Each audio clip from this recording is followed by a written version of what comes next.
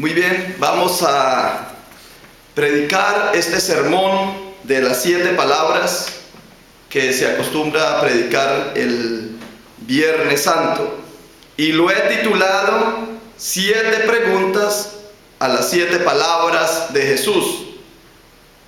La primera pregunta es: ¿son en realidad 7 palabras o 7 frases las que pronunció Jesús en la cruz?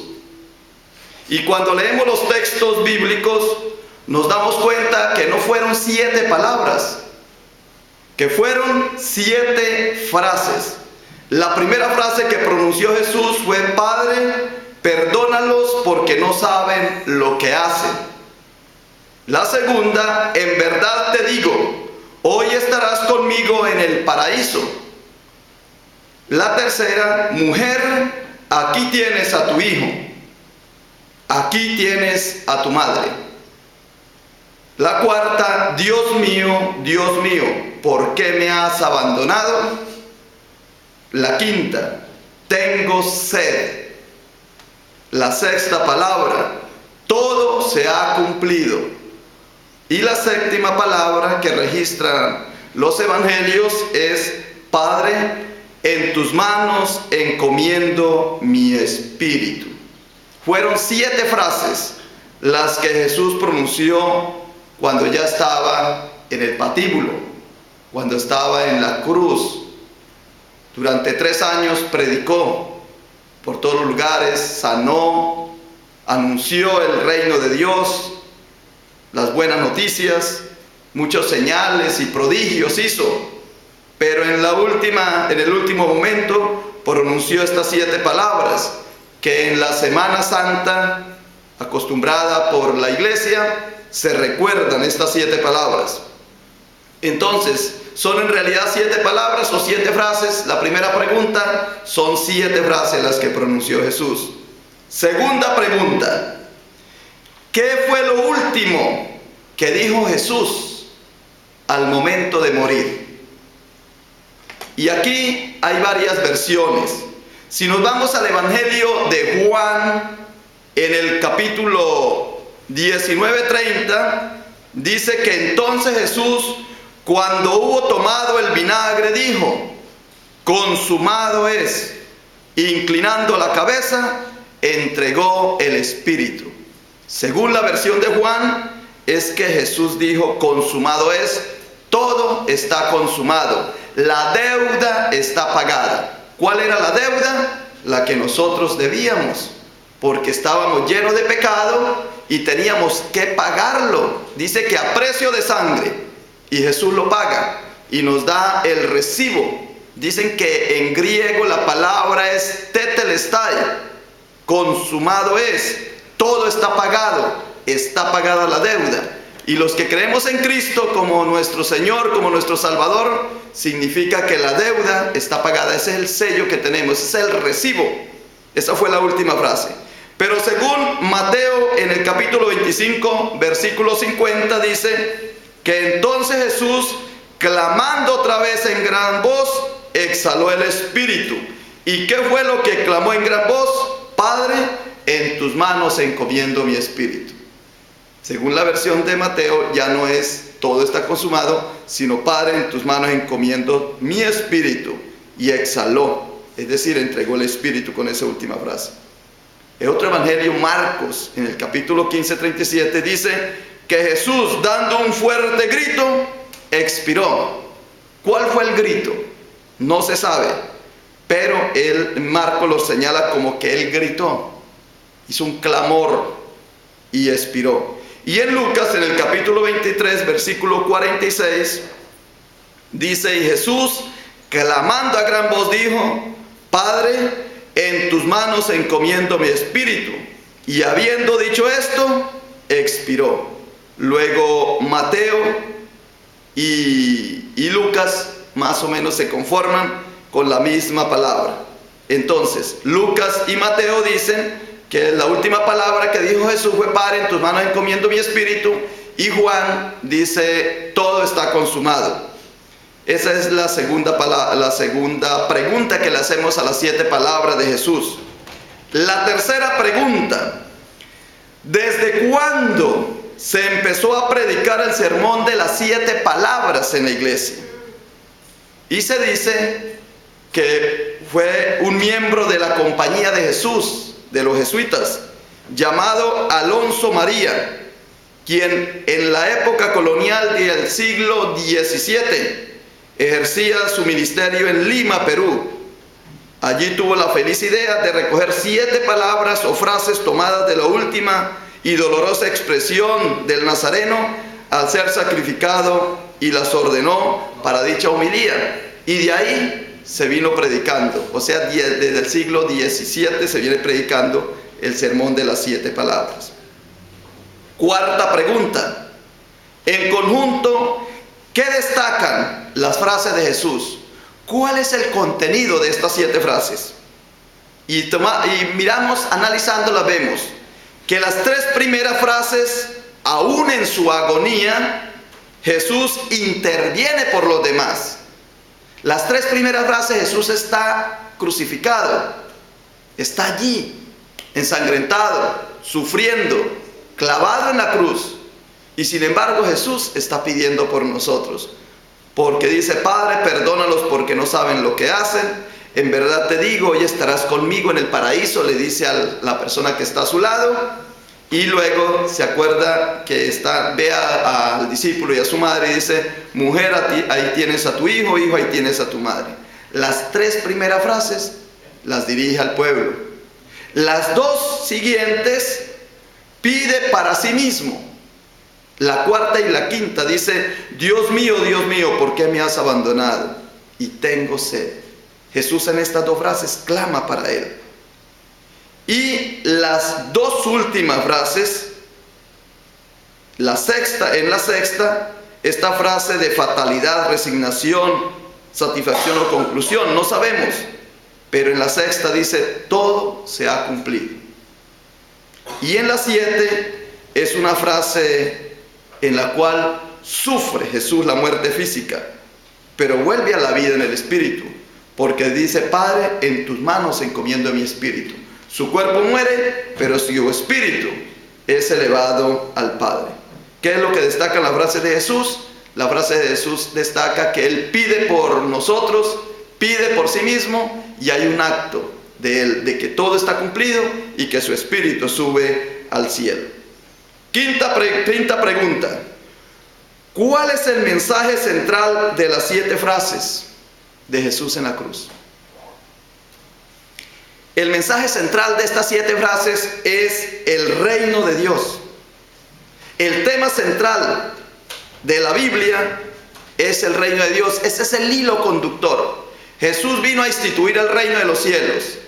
Dice: convertíos, creed en el Evangelio, porque el reino de los cielos se ha acercado. El reino de los cielos es el reino de justicia y de compasión. En su segunda venida dice la palabra que les dará a los suyos un lugar en su reino. Y también dice en otro pasaje: es necesario que también en otras ciudades anuncie el Evangelio, el mensaje del reino de Dios, porque para esto he sido enviado. ¿Para qué fue enviado Jesús? Para instituir el reino de los cielos. ¿Cuál es el mensaje central de las 7 palabras? La institución del reino de los cielos. ¿Y cuáles son esos 6 secretos del reino? En primer lugar, tiene 6 secretos el reino de los cielos. En primer lugar, es un reino de buenas noticias. En el reino de los cielos no hay nada negativo. Todo es bueno. Por eso dice la palabra que para los que creemos en Dios, todo lo que nos sucede para bien.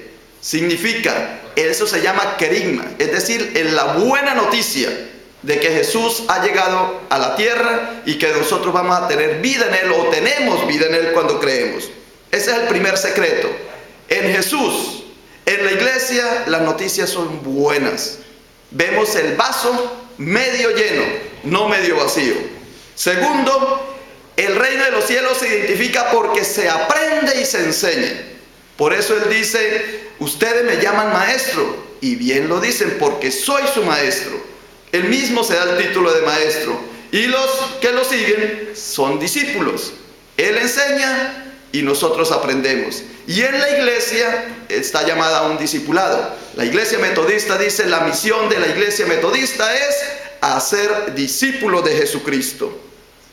Tercer misterio del reino es la celebración, es la adoración. Cuando se encontró Jesús con la mujer samaritana, le dice la samaritana, ¿en dónde debemos adorar? ¿En aquel cerro, en aquel lugar, en Jerusalén o en dónde? Y le dice Jesús, va a llegar un momento en que la adoración va a ser en espíritu y en verdad. Y esa adoración es lo que Dios quiere que le adoren. Esos son los adoradores que Dios quiere. En Job, ¿qué fue lo primero que le quitó el diablo a Job? Le quitó el ganado, porque allí era donde con lo que Job hacía el sacrificio. Lo que primero Dios le quita a la iglesia es el desgano de la adoración. Y por eso vemos que la iglesia, el cuerpo de Cristo, ha perdido muchos adoradores. Hoy día son adoradores de los estadios deportivos. La gente se reúne los domingos alrededor de una bola de juego, o las artes marciales, o cualquier otro deporte, el golf. Pero si es la adoración hoy día, es al deporte, a la televisión, o cualquier show o festival que haya. Porque el ser humano sigue adorando, pero ya no adora a Dios. Las iglesias están raquíticas, precisamente por eso, porque Satanás se ha encargado de darle precisamente en el lugar más efectivo, más fuerte que tiene una iglesia, que es la adoración. Ese es un misterio grande. Debemos adorar a Dios en espíritu y en verdad. El domingo es domingo de adoración. Este tiempo de Semana Santa es tiempo de adoración. ¿Y dónde están los cristianos?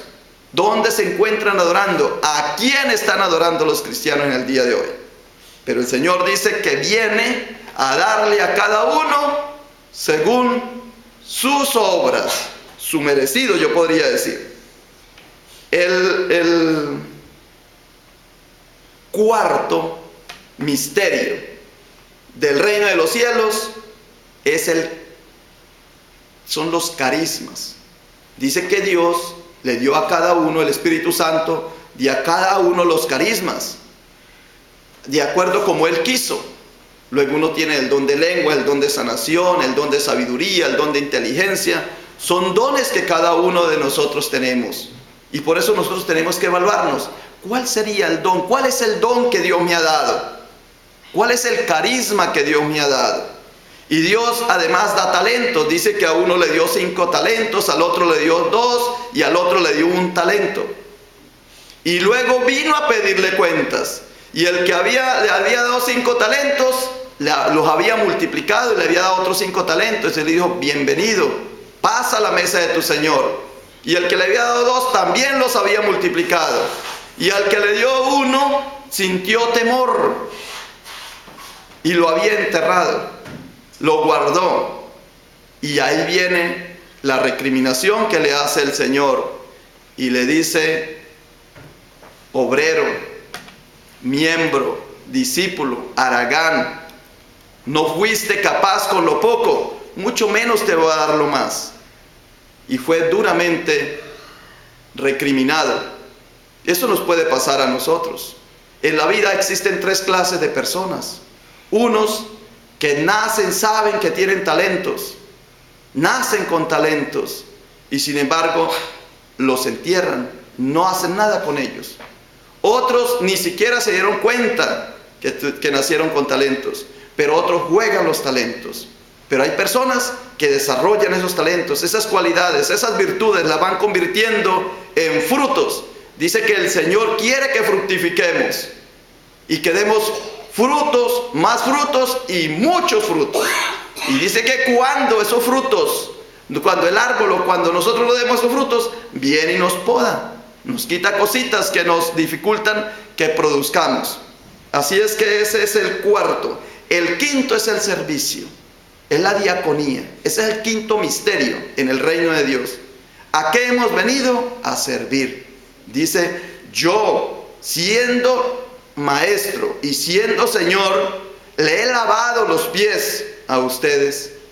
Ahora lo he puesto como ejemplo para que ustedes hagan lo mismo. Y por último, es la coinonía. Dicen, Padre, que todos sean uno, como tú y yo somos uno. Padre, que mis discípulos sean uno, para que el mundo crea. Para que el mundo crea. La gente va a creer en nosotros, va a creer en la iglesia, va a creer en Cristo, va a creer en los cristianos cuando estemos unidos en la común unidad. Esos son los 6 misterios del reino. La pregunta era, ¿cuál era la quinta pregunta? ¿Cuál es el mensaje central de las 7 palabras de Jesús? El mensaje central son los 7, los 6 misterios del reino. El mensaje central que vino Jesús a instituir fue su reinado. Y él tiene 6 misterios. El reino de los cielos tiene 6 misterios. El primero es las buenas noticias. El segundo es la enseñanza que hace la iglesia. La iglesia es maestra. Debemos enseñar, transmitirle a otros lo que escuchamos. Tercero, la iglesia es adoradora. Adora a Dios en espíritu y en verdad. Cuarto, la iglesia desarrolla los carismas que el Espíritu Santo nos da y nosotros los vamos incrementando cada día más. Quinto, la iglesia es servidora. Y sexto, la iglesia es en coinonía, vive en comunidad. Somos un grupo de personas, somos el cuerpo de Cristo, dice la palabra. Sexta pregunta a las 7 palabras de Jesús. ¿Cuáles serían las palabras que usted, los que están aquí presentes, pronunciarían al momento de su muerte? ¿Has pensado en eso?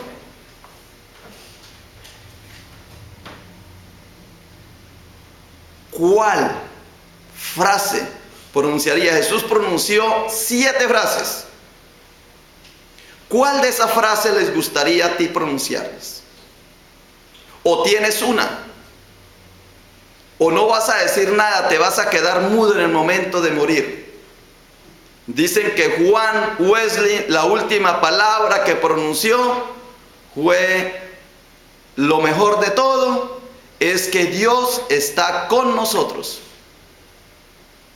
Y el amigo de él, quien le había enseñado mucho, un moravo de apellido Boller, dice que la última frase que pronunció fue: ¡ay, me muero, me muero, me muero! No tuvo mucho sentido. Bueno, pues cada uno, así es que váyase preparando.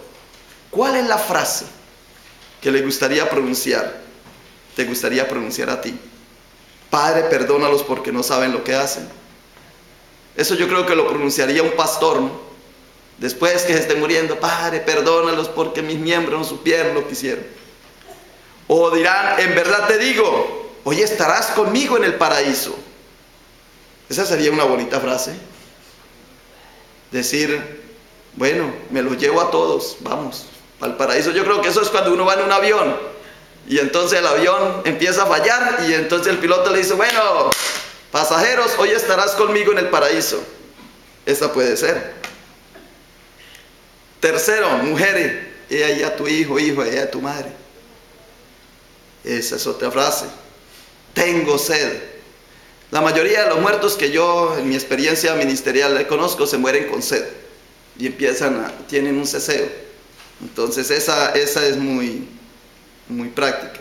O todo se ha cumplido. Qué bonita esa frase. Todo está consumado. Vida, nada me debes. Vida, estamos en paz. Que uno se vaya satisfecho y decir: lo he cumplido todo, Señor. Todo. Ya todo lo que tú me encomendaste en esta vida, la he hecho. No he vivido ni un día más ni un día menos. He cumplido con todo. Y la 7 es maravillosa. Padre, en tus manos encomiendo mi espíritu. Padre, para ti es mi vida. Esta es una bonita frase.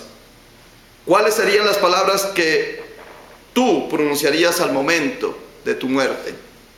Vaya dejándola escrita, a ver, vaya ir escribiéndola, porque ese día tal vez no te vas a acordar que tienes que pensar en Dios.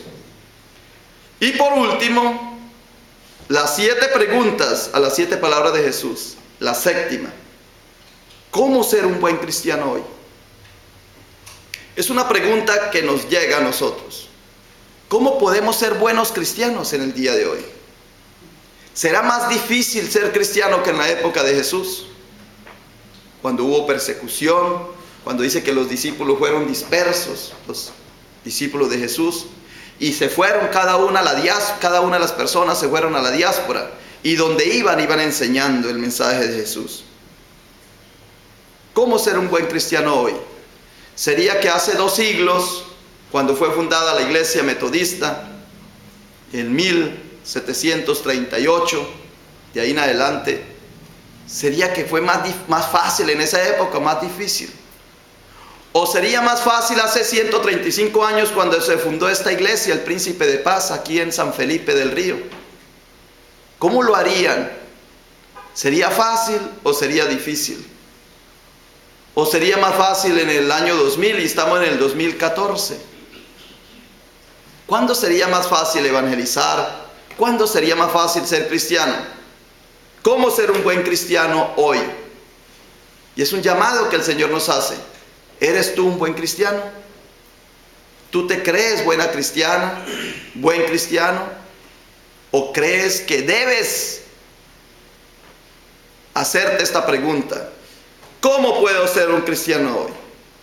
Y yo les ayudo en lo siguiente. ¿Cómo ser un buen cristiano hoy? Como lo reseña la palabra de Dios. El Señor nos encomendó, nos dice, la primera encomienda que hace Jesús es: venid a mí y os haré pescadores de hombres. Quiere decir que cada uno de nosotros estamos en esa tarea de anunciarle a otros que el reino de los cielos está aquí. ¿Y cómo lo dice Jesús? Ir por todo el mundo y predicar el evangelio, lo dice en Marcos 16:15. Ir por todo el mundo y predicar el evangelio. ¿Soy buen cristiano? Cuando voy a predicar el evangelio. Sí, pero ¿cómo por todo el mundo si no salgo de mi casa, no salgo del río? Pues ahí estás, con tus vecinos, con tus amigos, con tus familiares. Ese es tu mundo. Y tú puedes anunciar las buenas nuevas de Jesús. Dice otra frase en Mateo 28:29. ¿Cómo se puede ser un cristiano hoy? Pues como dice Mateo: id por todo el mundo y haced discípulos, enseñándoles todo aquello que yo les he enseñado, que yo les he dicho. Ese es el mensaje de Jesús. ¿Cómo podemos ser cristianos? Pues predicar el evangelio, anunciarlo y enseñarlo. ¿A quiénes? A los que estén a tu alrededor. Lucas dice: seréis mis testigos. Cuando haya descendido el Espíritu Santo sobre vosotros, seréis mis testigos. Y mi deseo es que seáis testigos de Cristo, dice la palabra. Luego esa es otra tarea. ¿Qué es ser testigo de Jesús? Pues es anunciarlo con nuestra vida, con nuestras obras, con nuestras palabras, con nuestro modo de ser. Reflejamos que somos cristianos. Y Juan dice ya al final del Evangelio, que la comisión que da Juan es: seguidme. Le dice a Pedro: tú sígueme.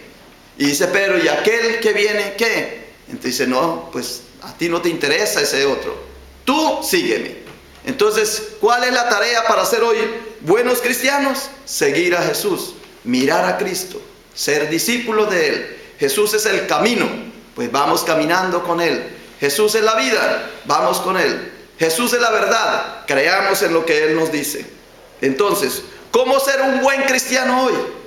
En conclusión, ser un buen cristiano hoy es enseñar a Jesús, es ser testigo de Cristo, es compartir con otros las buenas nuevas de Jesús. Ser un cristiano hoy es ser un evangelista, es evangelizar. Pero ¿cómo lo puedo hacer? Pues fácil, con los 5 dedos de la mano. Mire, Dios te dio 5 dedos y con los 5 dedos de la mano tú puedes evangelizar. Cuando te encuentres a alguien le preguntas: ¿tú has llegado al convencimiento en tu vida espiritual de que si muere hoy va a ir al cielo? ¿Vas a ir al cielo? ¿Has pensado que si mueres hoy vas a ir al cielo? Y la mayoría de las personas es: no sé. Ayer fui a ver a la mamá de la hermana Juanita, que está en el hospital, y habían como 6 personas alrededor de ella, y le dije: ustedes han llegado al convencimiento en su vida espiritual de que si mueren hoy van a ir al cielo. Y todos, hasta la mamá que estaba ahí enfermita, dijo, no. O sea, hay mucha gente que nos va a responder no. Y cuando nos responde no, esa es la mejor experiencia para nosotros. Porque cuando dicen no, pues les damos el mensaje. ¿Cuál mensaje? Les decimos, mire, la vida eterna es un regalo que no se gana ni se merece, porque por gracia sois salvos. No es por obras, es por gracia. La vida eterna es una puerta abierta, un regalo que Dios dio precisamente con la crucifixión y muerte de Jesús, y al resucitar nos dio vida, nos compró de nuevo el cielo. Es un derecho que tenemos nosotros. Claro, tenemos pecado, el segundo dedo, pero Dios en su infinito amor envió a su Hijo Jesucristo, quien murió en la cruz y resucitó, y ahora por fe somos salvos. Crea en nuestro Señor Jesucristo y será salvo. De cierto os digo, el que cree en mí tiene vida eterna. Y ahí rapidito le di el mensaje a los hermanos. Y después les hice la pregunta. Luego, si la vida eterna es un regalo y solamente creyendo en Cristo tenemos vida eterna, vamos a ir al cielo si morimos, porque Cristo perdonó nuestros pecados en la cruz. Dice que en la cruz quedaron clavados nuestros pecados y en sus llagas quedaron metidas nuestras enfermedades.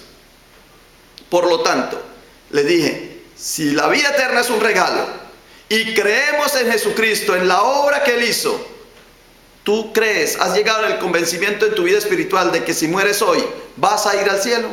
Y todos me respondieron, sí. Facilísimo.